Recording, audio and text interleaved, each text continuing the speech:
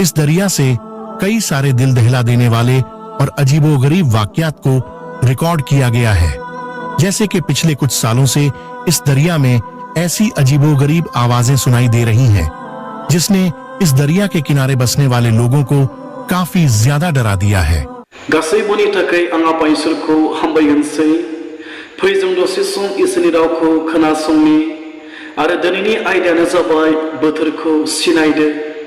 जों आथिखाल जाबाय थानाय जाथायखौ जों नायनानै नुनानै जों मिथिनो नांसिगोन, बुजिनो नांसिगोन, जोबनाय बोथोरा खाथि जाबाय।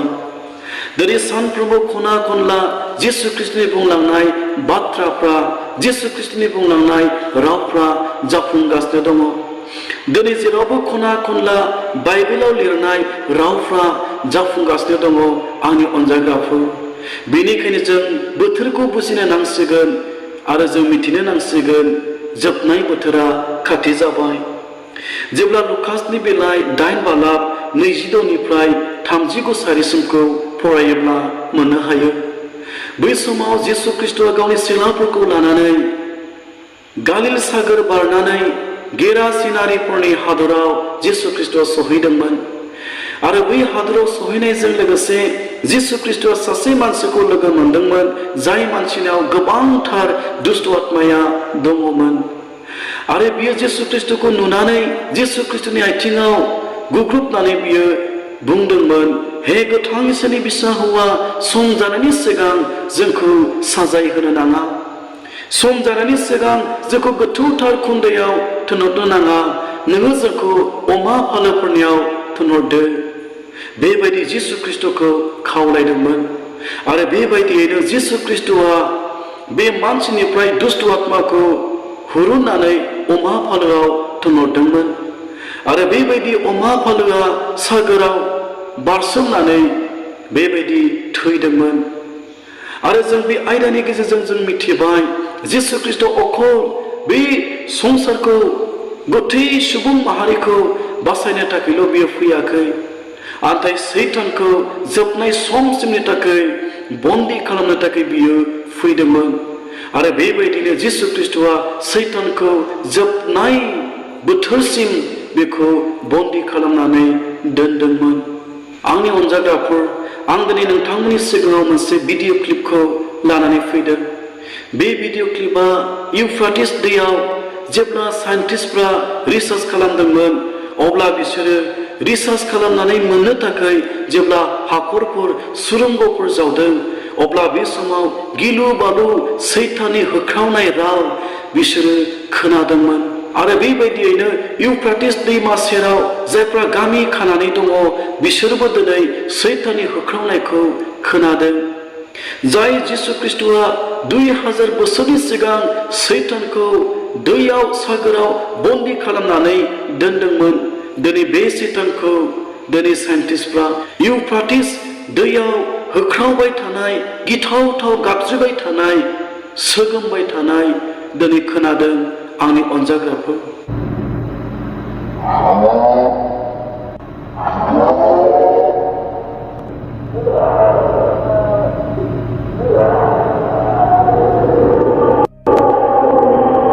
दोस्तों, इस दरिया से कई सारे दिल दहला देने वाले और अजीबोगरीब वाकयात को रिकॉर्ड किया गया है।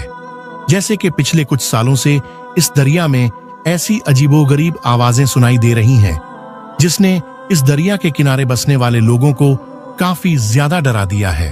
बेनिखायनो आंनि अनजाग्राफोर, इसोरनि गोथां रावा बेबादि लिरनाय दङ। नुजा होजानायनि बिलाइ 9:1-2 सारिसिमखौ फरायोब्ला मोननो हायो। आङो फरायनि जिसुनि मुङै। आरो बानि आरपा बिगुर सुबाय, आरो आङो नख्रांनिफ्राय हायाव गोग्लैनाय थरसे हाथरखिखौ नुबाय। आरो गोथौ खुन्दानि सरानिया बिनो होजाबाय, आरो बे गोथौ खुन्दाखौ खेवबाय, आरो खुन्दानिफ्राय गेदेर अगदाबनि उखुन्दै बादि उखुन्दै खुबाय। आरो सान आरो बारा गोथौ खुन्दानि उखुन्दैजों खोमसि जाबाय। बेबायदियैनो जिसु ख्रीष्टआ गोथारफोरखौ लांखोनायनि उनाव बन्दी खालामनानै दोननाय सैतानखौ दसे समनि थाखाय हगारनाय जागोन।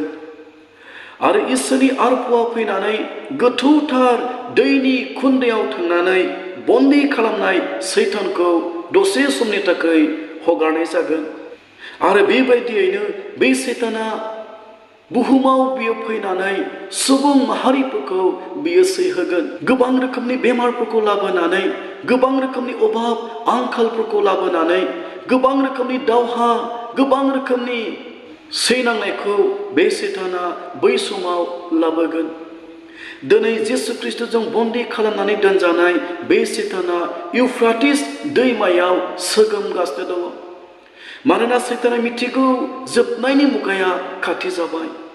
सुबुं माहारिखौ सैहोनो थाखाय, सुबुं माहारिफोरखौ गोबां रोखोमनि बेमारफोरखौ लाबोनानै सैहोनो थाखाय, सुबुं माहारिफोरखौ हादरजों हादर, हारिजों हारि गोबां रोखोमनि दावहा खालामनानै बुथारनो थाखाय समा खाथिसै सैताना दिनै बेखौ मिथिगौ। दिनै साइन्टिस्टफ्रा गिखांनाय मोनदों।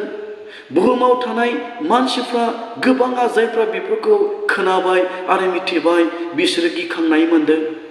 बेनिखायनो बुंबावदों आंनि अनजाग्राफोर, दिनै सानफ्रोमबो जिसु ख्रिस्टनि बुंनाय रावफ्रा खना खनला जागासिनो दङ। गोथार बाइबेलाव लिरनाय रावफ्रा खना खनला जाफुंगासिनो दङ आंनि अनजाग्राफोर।